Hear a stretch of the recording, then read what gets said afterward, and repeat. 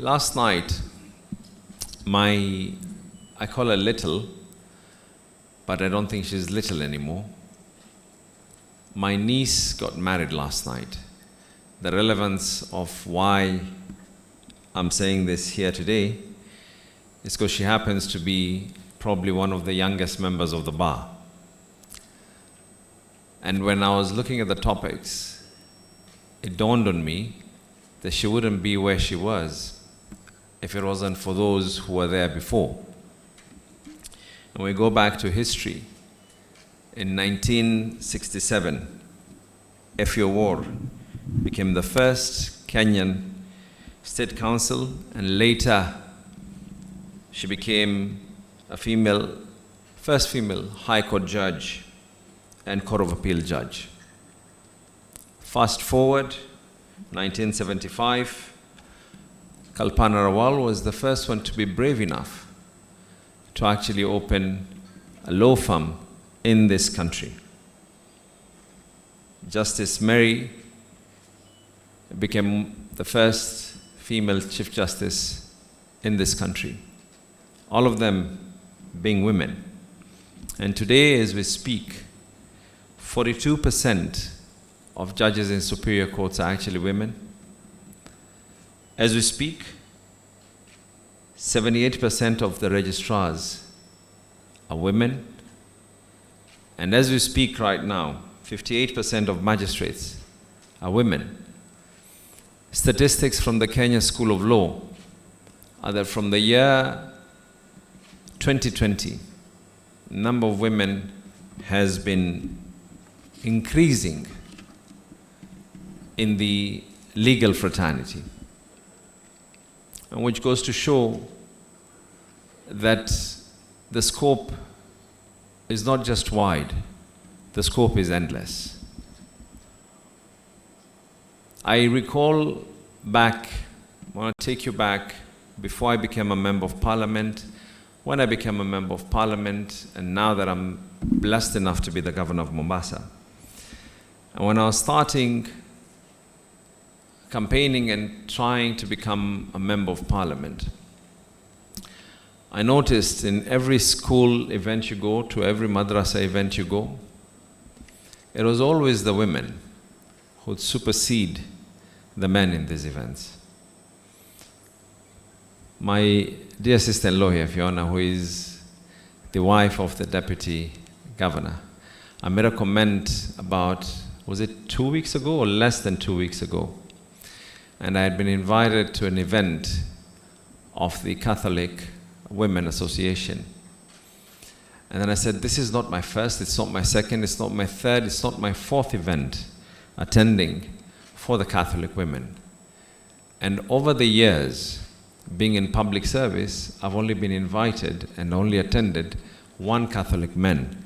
And I turned around and I said, I need to have a word with my deputy governor and find out what exactly is happening. But it goes to show the women, being who you are not just a pillar, but I could comfortably say there are the pillars and the beams and the foundation of any steady society that we seek to have in this county, in this country, and for avoidance of doubt, in the world. When I became a member of parliament, a number of bills that are actually involving women. And I recall at one particular time, bearing in mind that we have so many cameras on me, I'd prefer not to mention this particular member of parliament.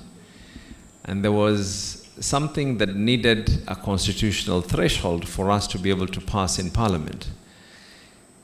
And being who I am, in the dining room of parliament, they have roses that are actually lined up on the dining tables. So I picked up all these roses after people had had their lunch, and I said, in solidarity of women, we need to be able to put roses on our lapels and our suits, just to show that we should be able to come up with the constitutional threshold, vote that 2/3 of us have been able to vote for purposes of enacting necessary laws that are actually a constitutional requirement that Parliament has to be able to do this. And one member of Parliament looked at me and he turned around, and I'll never forget it. He said, "Would your father be proud of what you're doing?" And I asked why. He said, "You know, you're trying so hard to do this for women." And I said, "My father taught me that if you see any woman, treat her like a queen. And if you see any child who is a girl, treat her like a princess." And those are the values that we need to be able to put forward. And that is the reason why I'm doing what I'm doing. Unfortunately, on that material day,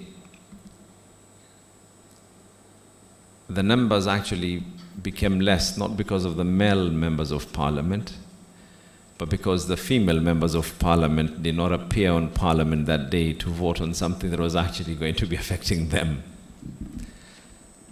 When I was still a member of Parliament, I remember University of Nairobi law students used to invite me and they'd have talks that I was meant to give.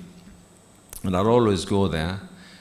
And you know, you mentioned about the Constitution. I actually carried a number of copies of the Constitution of Kenya and sent them to law department at the University of Nairobi right here in Mombasa. I don't know whether those copies are still in the library or not, but it is also a wake-up call that I've not been called for a while to be able to give a talk to the law students at the University of Nairobi, and I look forward to being challenged to be called. Probably at that time it was because I was a legislator and we were going through bills and we were trying to argue on what should and what should not happen in this country and where our votes actually need to be able to go when we're voting in Parliament as well. And fast forward when I became the governor of Mombasa. I think majority of our boards are actually women. Bennett is an example there.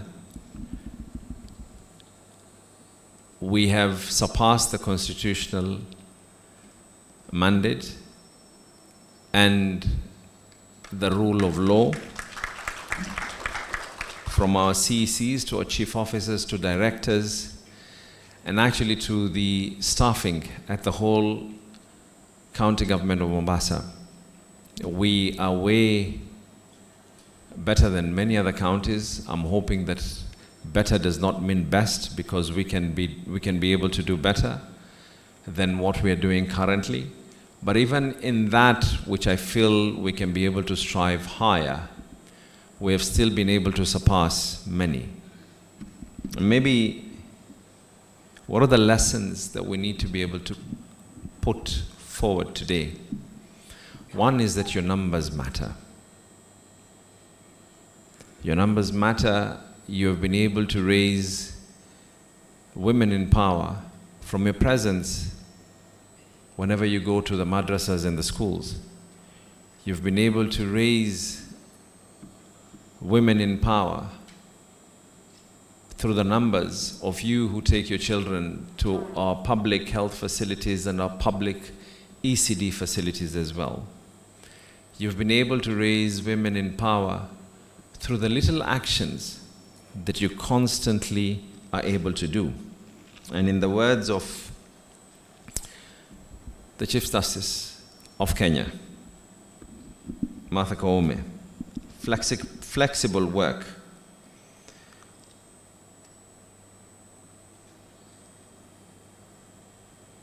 and unending support and strong professional networks are not luxuries, but they are essentials.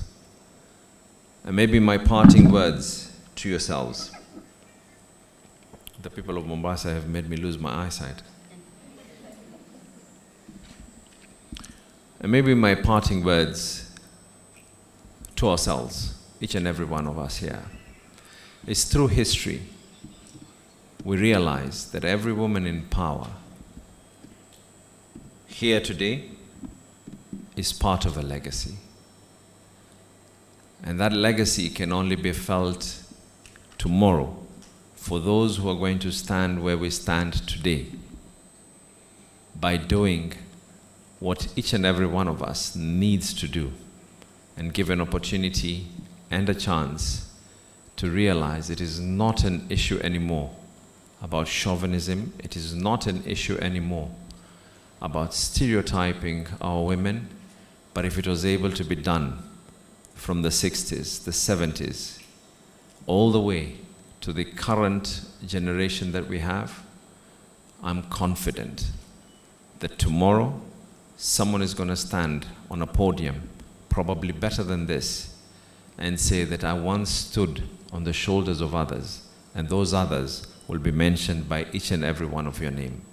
So thank you very much for the invite. Asanteni sana, and looking forward to seeing what we can be able to do to partner more. Asanteni sana.